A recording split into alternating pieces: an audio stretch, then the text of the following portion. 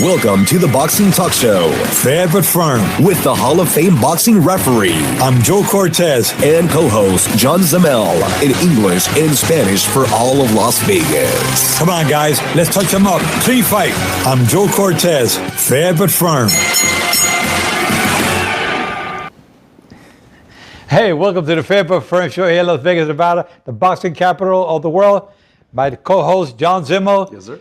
Fans out there, Don, and all my friends in the United Kingdom, Ricky Hatton, Amir Khan, Anthony Joshua, my dear friend, good guy who just made things happen last week, Tyson Fury. You did a great job again. Congratulations. Keep your guards up at all times, though. Those guys out there, they're licking their chops. They want to go after you, Tyson. But you know what? The real Mike Tyson was saying, you know what? I like Tyson Fury. He looks good. He's putting up a good fight for himself. And you know, we have to always talk about the great Muhammad Ali. I always got to bring out those names because those guys in the heavyweight division really mean a lot to me. And I'm sure you fans of the United Kingdom should be very proud of your heavyweight fighters you have around today. What do you say, John? I agree with you, man. And speaking of Muhammad Ali, I think Tyson Fury has gotten a lot of Muhammad Ali comparisons over the years, and it's always hard to compare anyone to the greatest, and it is hard. But when you talk about specific things, when you talk about head movement, I think he's the best. He has the best head movement of any heavyweight that we've seen since Muhammad Ali, and I think he's the best talker that we've seen since Muhammad Ali, Well, especially in the heavyweight division. Yeah. So I think some of those comparisons are warranted. Yeah, well, you're right. He's a good talker, Right? that's for sure. But I thought that maybe he wasn't going to live up to all this talking he was doing. And I was wrong. We all were wrong, man. He, That was he lived crazy. up to his part, and I take my hat off to him. He's one of the great ones in boxing right now. I can't say great. He's one of the better ones in the heavyweight division. Eventually, when he beats all these guys at the top 10, the top heavyweights, including top two, top two, Deontay Wilder, Anthony Joshua. If he can get by those two guys, I can say, he's pretty decent. Yeah. You know, I mean, you don't become great like Muhammad Ali unless you really beat all of the top heavyweights in the world, which Muhammad Ali beat just about every single one of them. He lost sometimes too. He lost, but he came back and beat him on a rematch, like Joe Frazier. That's Tyson Fury, though, baby. I mean, look at him. He got knocked down and he got up again. That was one of the greater moments we've seen in heavyweight boxing. In recent history. Well, I remember Muhammad Ali getting knocked down by the Brit, Henry Cooper. Yes, Henry sir. Cooper put Ali down, and everybody was shocked, surprised. Ali got up and stopped him, with a bad cut. But it goes to show that Great Britain has a little spark of the old flesh where they came back to Henry Cooper, and now you got a whole bunch of. Oh my God! Do we ever? We got one coming up this weekend, man. Yeah. We got a big fight this weekend. We have an opportunity this weekend. It's a lot of fun for us, especially on this show, because we have the Canelo Alvarez versus Rocky Fielding fight. Now, this fight is Canelo's debut on the DAZN app, the big deal that he signed, the Eddie Hearn Matchroom type app. And the thing about it is, you have the two biggest fan bases in boxing. You have the Mexican fan base who loves boxing, and you now have the British fan base, which loves boxing. And you have the two of them going against each other in a huge bout. You have Canelo Alvarez, the biggest name in the sport, the highest paid athlete in the world. $365 million with DAZN. With the DAZN app, he is ready to show it. He's ready to come out and have his debut. 11 fights, 5 years. This is the very first one, and he's going up against the very great, the very apt Rocky Fielding, straight out of Liverpool. But sometimes I wonder about these guys. They sign these deals, but if they get bumped off by one of these guys, they're still in the mix. But I mean, it doesn't look still good. Guaranteed. Well, you know what you do? No, they got to get a clause on the contract set the rematch. Well, you know what you do? You know what you do if you have a guaranteed $365 million no matter who you fight? Spend it before they get it back. Oh, I'll tell you what you do. You fight a lot of Rocky Fieldings of the world. You fight a lot less Jamal Charlos and Triple G's, and you fight a lot more Rocky Fieldings and other guys that we'd never heard of. I was watching some clips of Canelo Alvarez last night. I just sit back and just watch some of the highlights of some of these fighters' best punches. It was the 25 best punches, right? 25 best punches. Into boxing. And I was watching that. I said, Dan, you guys did something into boxing. That's good. You guys put that up. It shows all the kinds of different punches he throw from different angles. And of course, when he was fighting, coming up the ranks, including when he was just maybe a 10-round fighter, but started coming up and became one of the great ones now. Absolutely, man. One of the top 3 in the world right now. Yeah. That's a bit. I mean, I can't dispute you. His resume is as good as any other active fighter outside of Manny Pacquiao. Yeah, you got Lomachenko, which we'll talk about in a bit. Yeah. Lomachenko, you got Terence Crawford, Canelo Alvarez. Those are the 3 top according to the boxing experts. I can see that. Yeah. I mean, that's a good pound for pound list, man. I could. His resume, like I said, is as good as any active fighter outside of Manny Pacquiao. And we'll find out January 19th just how active Manny Pacquiao actually is. Yeah, exactly. But, we'll talk about him in a minute. But absolutely. But let's keep talking about what happened this past Saturday night. Lomachenko fought this kid, Jose Pedraza from Puerto Rico. Jose Pedraza was WBA champion, beating Raimundo Beltran a couple of months back. Yeah. He held the title a couple of months. At least he was titled 2 different weight divisions. But you know what? He is now in one of the top 10. But now he got to come back, see how he get back into the picture. But Lomachenko beat up there. I mean, the guy sees every punch coming from every different angle. These angles are unbelievable. You know? And actually, I want to give a super shout out to ESPN. The way they did that, whatever they called it, the 4D camera, right, or whatever they did that showed the different angles. I mean, when you're dealing with a guy like Lomachenko, like Vasiliy Lomachenko, his ability to use angles when fighting is what makes him, in the pantheon of the sport. That's what makes him stand out against anybody who's ever fought. Is his ability to use angles is different and exciting. And being able to use those 4D cameras, being able to see things from different angles that Lomachenko could see and only Lomachenko can see, it really enhanced my viewing experience. And I got to give a big shout out to ESPN on doing that. That was exciting. Man. No, it is. I think that maybe some fighters can put that radar in their heads to see where the punch is coming from, because Lomachenko definitely sees punches coming from all different angles. And only has 14 professional fights? 13, man. 13 professional fights. But the guys, he has a kind of I think they injected him in Russia with some, in the Ukraine with some kind of a super serum? Super serum. Super serum. It's called a radar super serum. Yeah. They can see everything. He sees everything coming. They don't test for that in VADA, They don't test for that super serum. Even before he throws a punch, he already knows it's coming. It's crazy. His use of angles and footwork, like he's the kind of guy you would teach. You would teach, you would show him to fighters, to amateur fighters, and say, this is how we teach these guys. Yeah, well, it's just outstanding. I tell you, Great Britain has a lot of great fighters that had that kind of. I like Amir Khan style. He sees a lot of. Ricky Hatton was another great one. I love his style. He was a bully, man. He was a bully. He came in there to fight. I liked his style. The guy, he took nothing for nobody. He took nothing for granted. And he's a good fighter. They're a great promoter. I got to take my hat off to Ricky Hatton, doing a great job. Keep on doing what you're doing. Keep on saying what you're saying, buddy. You're a good one. Okay, so anyway. I love it, man. And you know what? I'll tell you something. So you look at this Vasiliy Lomachenko.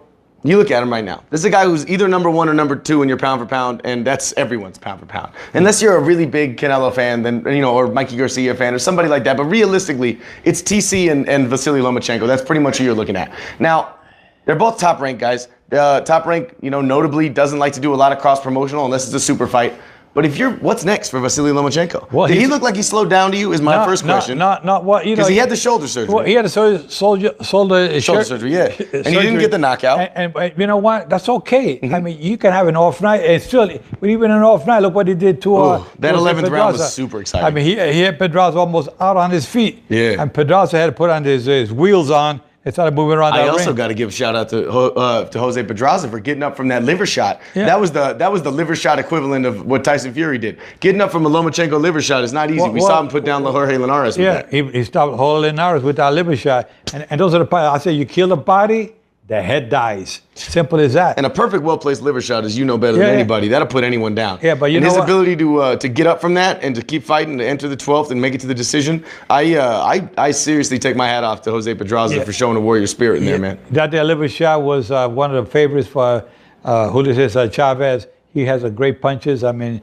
he was a good body puncher. And of course, a light heavyweight champion, who they call him the body snatcher, Michael McCullum. Mike McCullum was great. They call him body snatcher. He would hit that to the body, like I said before. And Mike McCullum said it best. He said, I kill the body, the head dies. And that happens all the time. That's why, like even Canelo Alvarez, he throws good punches to the body. He's a good body puncher. I mean, he got punches from all different angles. And Amir Khan's a good body puncher as well. I think he throws a good left hook. If we're talking body punchers in the sport right now, though, we'd be remiss not to bring up Errol Spence. This is a guy who throws about 30% of his shots to the body, and that's a super high percentage for anybody, especially in the sport today. Yeah. And, like you said, man, body shot artists, they're really beautiful to watch, man. Guys who hunt for that liver shot, hunt for those big body blows, and it'll wear you down slowly and surely, and it'll take you out of the game, man. I remember referee Amir Khan when he threw some body shots against Michael Maidana. I mean, he threw some good body shots there, And I remember he was a good body puncher. Amir Khan, I like his style. Let's talk about Amir Khan, man. Well, Amir Khan. Let's talk about Amir Khan. Let's do a little segment that I just made up called "What Would You Do," featuring Joe Cortez. What would you do if you're Amir Khan? So right now, Amir Khan is weighing two big offers right now. He's got one offer on the table from Top Rank and ESPN to fight Terence Crawford for $5 million guaranteed. $5 million.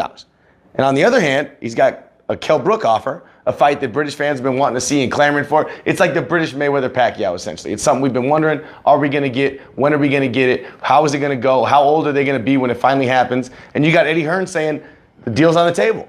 We have a substantial offer. You know how Eddie Hearn talks in riddles like Rumpelstiltskin? He said, we have a substantial offer on the table if he wants to fight Kell Brook. So, Joe Cortez, what would you do? What will I do? I'll take whatever they put on the table. They got to be over $6-7 million. $5 million is not enough. No? No.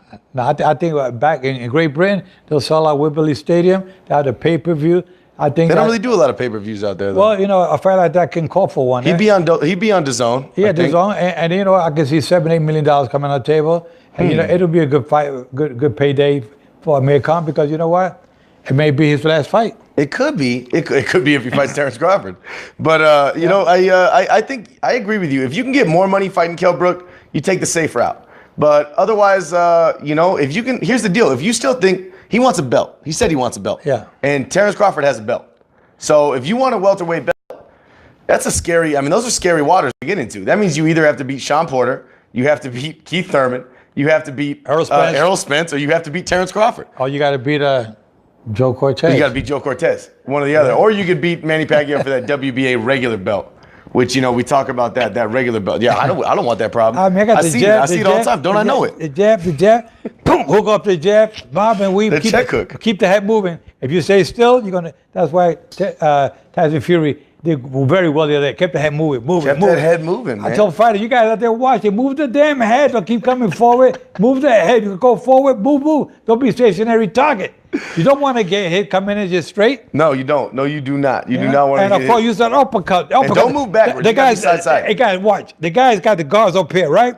Look what's open. You keep throwing punches here, you're going to block, but you're going to block. It's good. But here, you throw uppercuts inside, you're going to, 9 out of 10 times, you're probably going to connect either the body or the chin. You come here like this. Uppercuts are nice, man. Mike Tyson famously used that uppercut for years. Yeah, oh, he was great with that. I think the best uppercut in the game right now is Canelo Alvarez. You know what? I think I'm going to come back as a trainer. I'm going to start training some fighters out there. You know what? Show you guys how to hook off a jab. I think you should come back as a fighter. Move. Fighter, you know, I may think about that. You should. I think your refereeing days are over, but I'm so young, so I'm ready to kick some butt. You still got it, man. I still got it. Manny's still fighting. I got a little spark of the old flash. I think you get that Mayweather money. You keep talking. You go for it. Hey, wait, man. Hey, you know, why not? Who wouldn't fight Floyd Mayweather? I'm telling you. Oh, my God, that's so funny. But you know what? I got to say, this Canelo Alvarez fight's exciting for me because, you know, he's the biggest name in the sport. He's the biggest athlete, the highest paid athlete in the world. Yeah, exactly. He has a huge fan base. And now he's going over to to meet up with the biggest fan base in boxing outside of Mexico right now, which is the British fan base. Yeah. So I'm going to do another segment I made up just right now called Who's That Guy? And that's about Rocky Fielding. Who's that guy? Who's that guy? We call Who's That Guy? I wish we had graphics. Who's that guy? And we Rocky Fielding, I did a little research on him because it turns out nobody knows who he is. He's a guy from Liverpool. He's 6'1", WBA regular champion, which is like a participation belt, right? It's like weird. I don't even mean to knock it, but he's not the actual WBA champion because the actual WBA champion is the only guy to ever beat him, Callum Smith. And Callum Smith would probably beat Canelo and Rocky Fielding. He could beat both of them. He's just too big for both of those guys. So he's too big for Canelo. You know what I mean? So, but this looks good on paper. If you're a resume builder, right? You go up 8 pounds to the next division, you collect your belt, you go back down to middleweight where you reign king and you have 2 of those belts. So it makes sense. For Canelo's team, it makes a ton of sense. You go up, you fight a guy who's not dangerous, you come home with a belt that says 168 on it. It makes it fun. But Rocky Fielding, they call him Rock from Stock. He was born 10 pounds, which is a big deal, I guess. I don't know what that is in stone. But you know, that's why they call him, that's why his dad called him the Rock. And, you know, there's been a long line of Rockies in boxing. You never know. I can tell you, though, anything can happen in boxing. Oh, yeah, baby. Sometimes there's a little 8 pounds difference. It can be the punching power behind this young kid. I mean, he can surprise Canelo. You never know. He could, man, because anything over middleweight has one punch power. All you got to do is land a punch at the right time, right place. Yep. Catch him just right. You never know. Canelo's been hit with a good punch. He's shown that he doesn't have a glass chin. You can take it.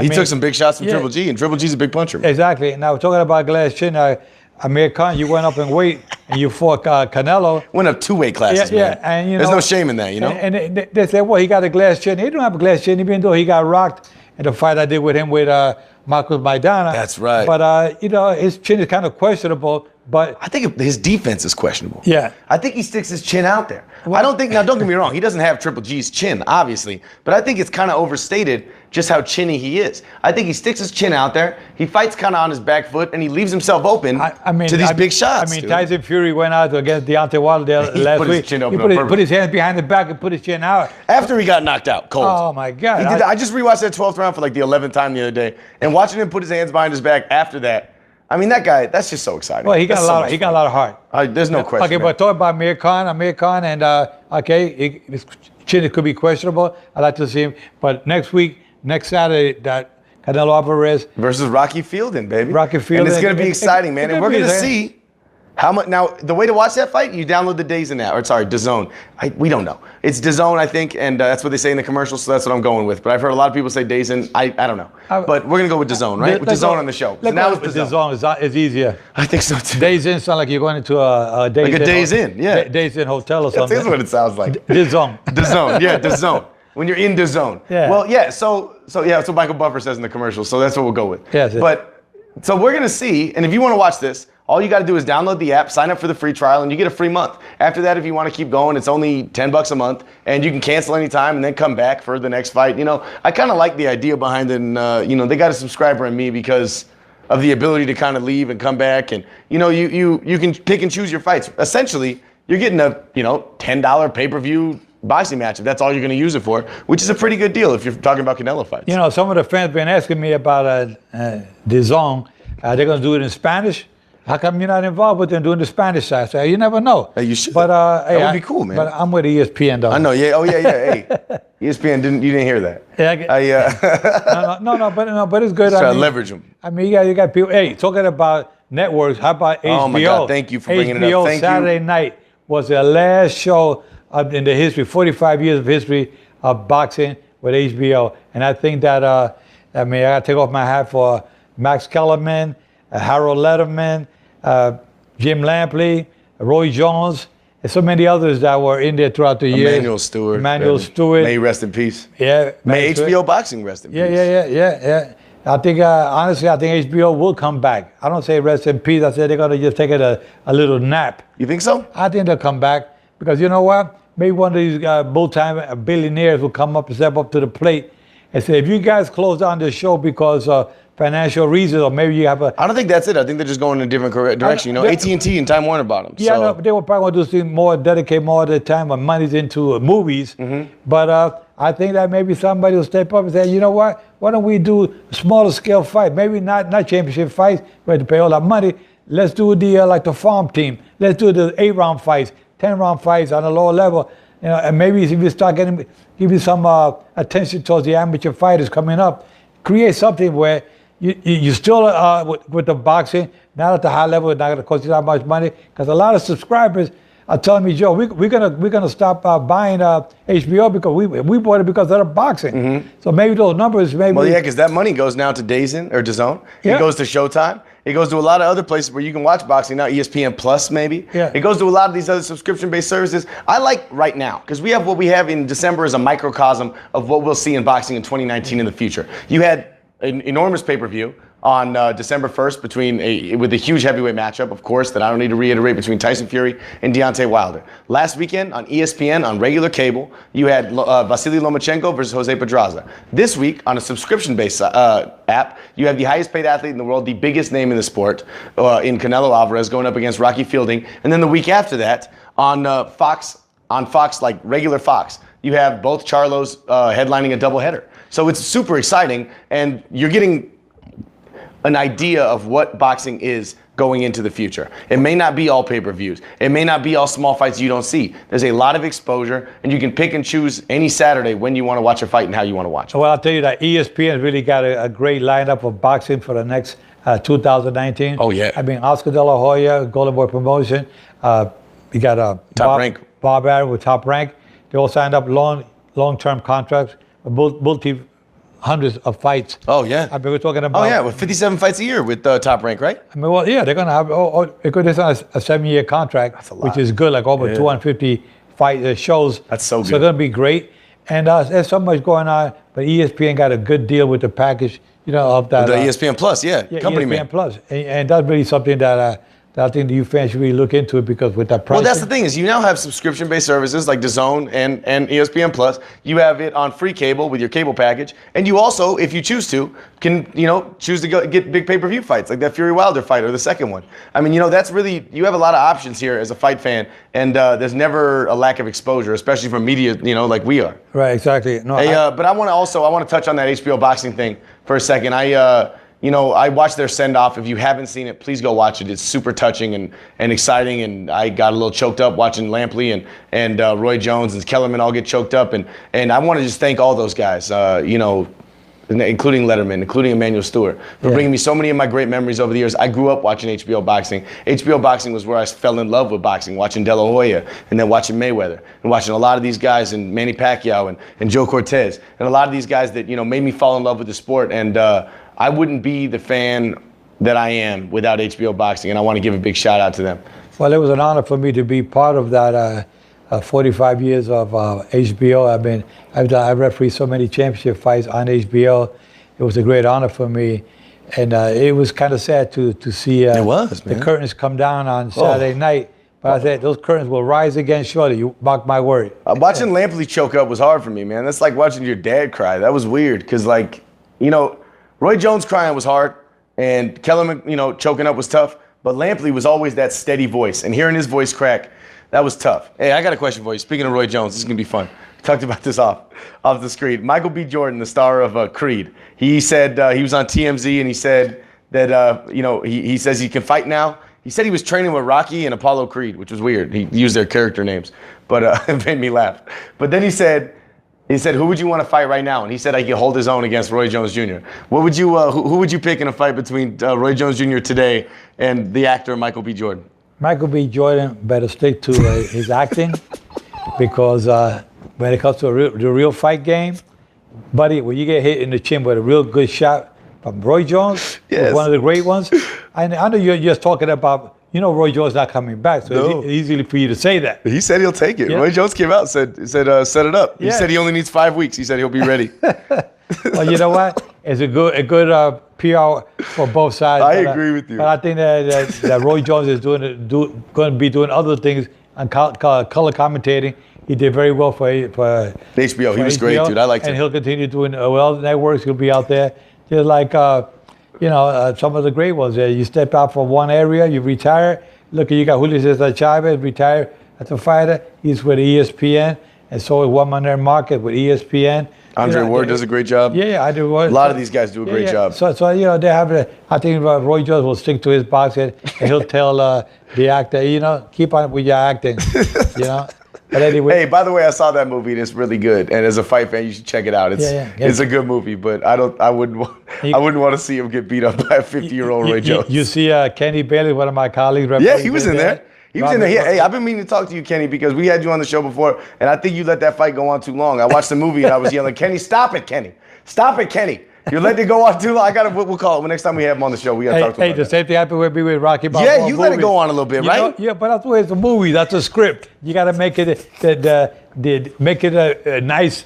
Make the fans want to. Oh my God, what's going on? What a fight! What a fight! And the real world. You still got Balboa fans claiming it was no good. Yeah, well, you know what? It was in boxing. It's the real thing in boxing. The referee got to take action sometimes. If you take it, stopping the fight a little too soon. Mm-hmm. But in the movies, that's just for the glamour to make it feel like, oh wow, what a fight. But no. It's so funny. In the real boxing world, Kenny almost killed that kid. Yeah. I was scared. Kenny would have never let the fight go that long. Killed that kid. Hey, I want to make sure that we wish a speedy recovery to Adonis Stevenson. We got nothing but, Oh, the utmost love and admiration. Any of you fighters that put this, your lives on the line for our entertainment, this is you're paying the ultimate price a lot of times at the end of the day, and that's what we're risking. And I think it's important that we never forget that as fans. And we want to wish you a recovery in any way that could mean. You've been a great champion in this sport for a long time, and love and thoughts and prayers to you and your family and your young child that you just had. I want to make sure, like I said, that we give a special shout out to HBO Boxing because they've provided us with so much great stuff over the years. And I want to make sure you guys listen to us every week right here on Monday, 1 p.m. We're also on iTunes. We're on Spotify. We're on Audio Boom. We're on YouTube. Make sure you follow. Make sure you subscribe to the Joe Cortez channel on YouTube. And make sure you catch us here in Las Vegas on our radio show at 101.5 FM, 720 AM. K-Don, the Valley's only sports news talk radio show on the FM stations. Well, see, this is why we got John here. John's got a memory of all these numbers. I would forget. I needed you there. But I can tell you one thing, though. We're so happy to be bringing you all this information of boxing throughout the year. Been a little over a year that we've been doing this, giving you fans out there what you want to hear. Information about boxing, talking about results of fights and up-and-coming fights. It's really it's an honor to be able to talk to these fans about. I couldn't agree more. With these great fighters out there. These fighters that put so much on their lives on the line to make it to have a better life, but also to give the fans, their money's worth. And a lot of these fighters, let me tell you, you may not know these fighters one-on-one. They may not know you one-on-one.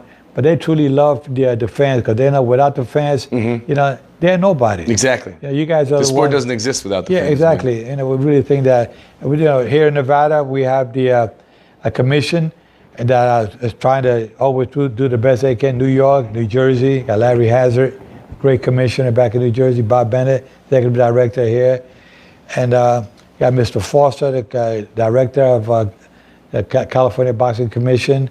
And you have so many great venues around the world that are always trying to put up great fights.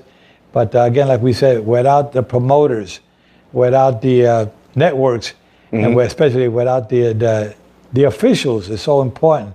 We've seen a lot of controversial fights throughout the years. Yeah. We hope to minimize those decisions. Absolutely. The way they come out sometimes. But, hopefully, again, like I said before, raising the position of the judges going to solve a lot of issues. I agree with that. You saw that 4K 3. Love that. Yeah, on ESPN that they do that. You throw a punch, you can see it from all angles.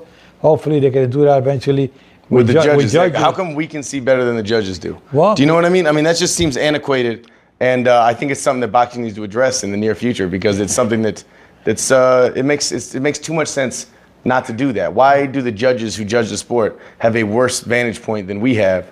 It doesn't make sense, and it's something that needs to be addressed. Yeah, and I've talked about that already several times. I've been talking about it. You've been a champion of this campaign for a very long time. At least 4 years, talking about changing the position of the judges, raising them up higher. You could say, other people come up with ideas. Why don't you put them in an isolated room with the TV, and they don't hear no fans? It's not a bad idea either, and they can just watch it on a monitor with no voice of the commentators. Don't get swayed by when you listen to the commentators. I'm up for that. I'm up for raising the position. Yeah. I'm up for moving to 5 judges. I'm up for anything that would make this sport seem more fair and more transparent. And, but at the end of the day, I mean, it's a sport that we love, and it's on such an upswing right now. We're living through, another golden age of boxing is starting right now, and it's been feeling that way for the last year or so. And it's only getting harder and stronger and, more exciting. So yeah, we don't want to forget the women in boxing. Cecilia Brækhus. Yeah, Cecilia Brækhus fought Saturday night. She headlined that HBO boxing. And she had a female. Well, there was 2 main events. They had Mendez. I don't know, but it was a good show. Yeah, but it was a good last card. They had 2 female. The girl who won the Olympics. The middleweight champion. Yeah, it was two. I know who you're talking about. I don't remember.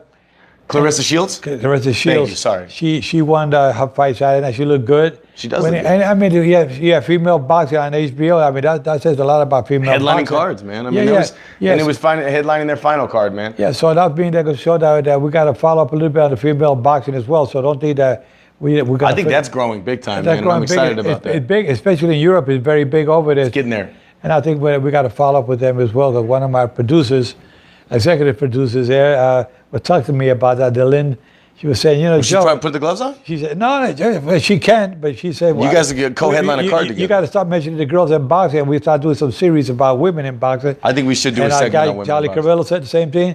And Jackie Nunez up in New York, Absolutely. same thing. My other assistant back in New York, she said, Joe, we got to talk more about the women in boxing. They got they got the power. They can do it. Anyway, it's been a pretty prevalent thing, man. Anyway, all I can tell you guys is that... you know what? I want to make sure I shout out to our fans, too. We were talking about boxing fans. You guys are the reasons why we do this every week. We log on. We read the comments, even the mean ones, especially the mean ones. We love hearing from everybody involved. Yeah, we want to make sure our whole team in Into Boxing is outstanding. Dan and John and Paul and everybody else that there is. That you guys are great. We love everything that you guys do, and thank you for having us be a part of your family. It means the world, all the fans out in the United Kingdom, all the fans in Mexico, all the fans all over the entire world. Our whole team, Charlie Carrillo, Delin Todero, a gentleman named Joe Cortez, Jackie Nunez, of course. We want to shout out everybody involved, honestly. Everybody out there, Charlie, we said Charlie already. Sure Carrillo, Charlie like Peter, Paul, and Mary. Exactly. Hey, guys, take Everyone care. involved. Keep your guards up at all time. And man, but I'm fair, but I'm firm. Touch him up.